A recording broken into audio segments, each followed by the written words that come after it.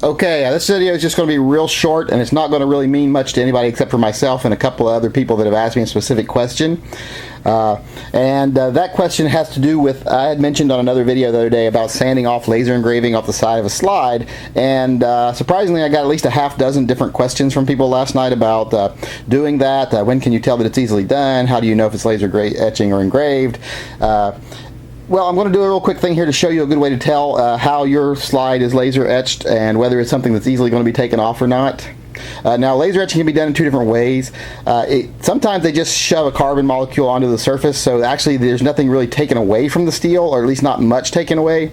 It's just more like a printing process onto the steel that kind of bonds with the steel. And then there's more powerful lasers that actually remove material. And you can be adjusted up and down during. So here's a quick way to tell whether it's deeply engraved into the metal or if it's just on the surface, because sometimes when you run your thumb across it's hard to tell. So I'll show you a quick demonstration of what you need to do here.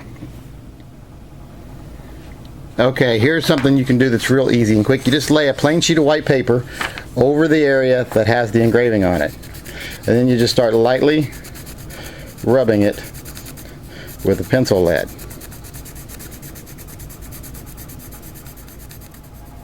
Okay, now here you see where the etching was done, and you can see how the Smith & Wesson is very dark and it's got white around it. That shows it's raised up off the surface. It is actually just pushed onto the surface of the gun and not engraved in. Now, to the contrary, where the Walther is, you're missing, it's white where the outlines are, and there's no white line around it, white area around it. So that's actually been engraved down into the slide. So if you were to start sliding this off, you'd get two different results. This would come off easily, this would be hard to get off. Now, I'm not telling you to go start sanding stuff off your slides, because it has to be redundant. It has to be somewhere else on the gun. It doesn't always have to be on the slide. It has to be on the frame.